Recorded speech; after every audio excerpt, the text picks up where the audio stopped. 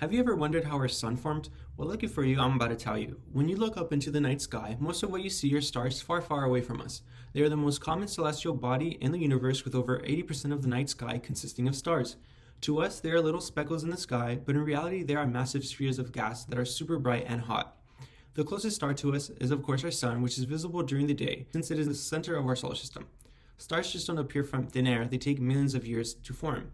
How exactly? Well, all stars come from nebulae, which are vast clouds in space. These nebulae are mostly composed of hydrogen with smaller traces of helium and heavier metals. We do not live in a perfect world, so these clouds are distributed unevenly, causing some areas to be denser than others. Empty space also does not generate any heat, which makes these clouds super cold. These cold temperatures are the right conditions for clusters called knots to begin forming. As millions of years pass by, these knots become increasingly large to the point where they produce their own gravitational pull. This gravitational force pulls in all of the surrounding material into itself, causing it to become very dense. Think about playing with snow. As you get more and more snow to make a snowball, you begin to pack it tighter, therefore making it a lot denser. Squeeze it just hard enough and the snowball becomes almost like a rock. The sheer force of pulling matter into itself causes knots to generate immense amounts of heat as well. At this stage of the star's formation, it is considered a protostar. After gaining enough mass and reaching enough temperatures, the protostar is in prime condition to begin nuclear fusion in its core. Once fusion starts, it can be labeled as a young bright star and will also stop pulling in material towards itself. So what makes a star shine? As we move into the star's main stage, also its longest stage, I will be focusing on low-mass stars just like our sun to make things easier. When people think of stars, mainly our sun, they think of the large ball of fire burning in the sky. This is a very simple answer as to how stars are giving off light and heat, but technically speaking, stars do not burn at all. Instead, they are constantly in the process of nuclear fusion.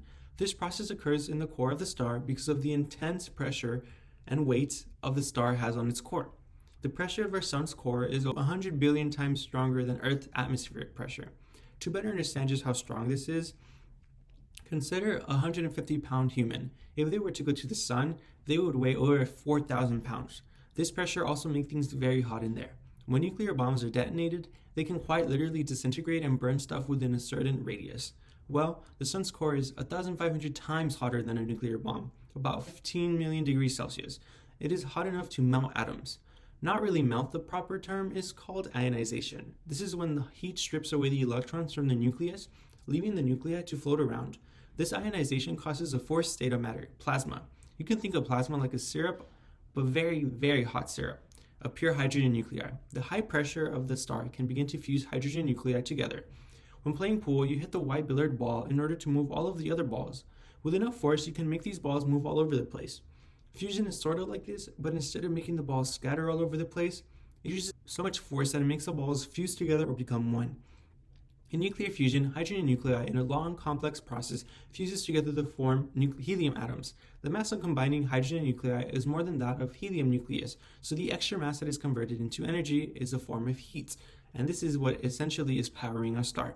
But how come I can feel the sun's energy from such a far distance? This is because the sun is fusing 600 million tons of hydrogen each second. That's about 1,643 Empire State Buildings. Out of this amount, 596 million tons of helium are created, and the remaining 4 million tons are converted into energy. This is enough energy to power our sun and similar-sized stars. This number is specifically for our sun because hydrogen fusion rates are dependent on the mass and pressure of our star.